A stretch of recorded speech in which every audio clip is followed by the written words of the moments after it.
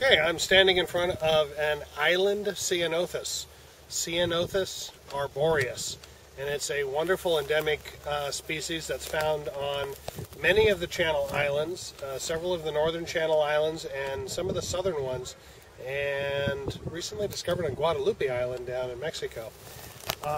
This particular one in the spring has blue flowers. I'm going to contrast it with the other Ceanothus out here that has white flowers. Close-up of where the fruit attaches on the island Ceanothus. I just actually took the fruit off, and you'll notice there's 3 parts to the fruit, and what it leaves behind is a little cup where the fruit fell off. So later in the year, you'll come across a plant like this, and you'll see just the little spot where the fruit used to be. I'm not sure the video shows it, but there are little ridges, 3 ridges on that little cup that's left behind. Some people have described them as the Mercedes-Benz symbol, the 3 little ridges. So we'll look at that on the other Ceanothus on the island where it's even more obvious than this. So we're looking at the leaves on the island Ceanothus, and they are a gorgeous dark green, rather shiny on the front side. On the back side, they got a much lighter color and some very prominent veins, 3 main veins with smaller ones coming off of them. So these are really large for Ceanothus species. Most Ceanothus species across California do not have big leaves like this, which is one of the reasons that this plant is popular in horticulture.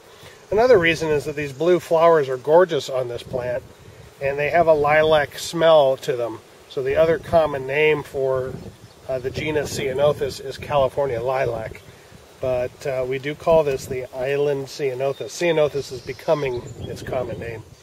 So in a sense we could say, in addition, because I'm looking at the leaves, I'm looking at the fruit here, we can say that this plant has big leaves and small fruit. And we're going to be looking in a moment at another Ceanothus out here, the other one that has much bigger fruit but smaller leaves. Okay, we're standing in front of an island big pod Ceanothus. Ceanothus megacarpus, subspecies insularis. Closely related to one on the mainland, which is Ceanothus megacarpus megacarpus, but this one has alternate leaves, while the one on the mainland, they're always opposite, which is kind of interesting. Or usually opposite, I should say, and these are usually alternate.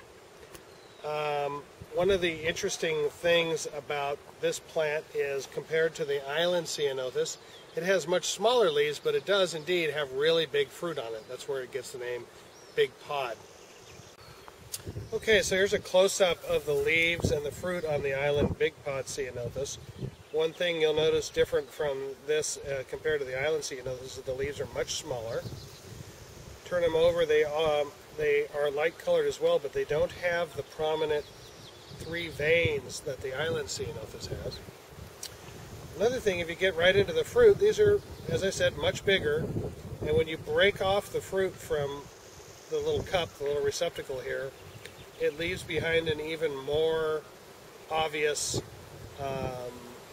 Mercedes-Benz symbol, as some of us like to call it. Basically, ridges in there. Here's some examples of the old one.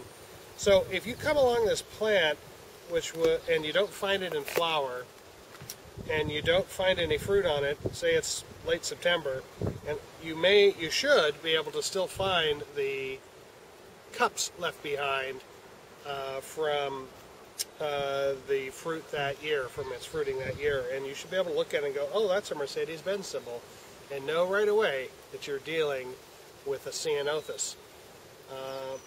I may have mentioned that this one is white flowered. It has small white flowers compared to the island Ceanothus that has blue flowers.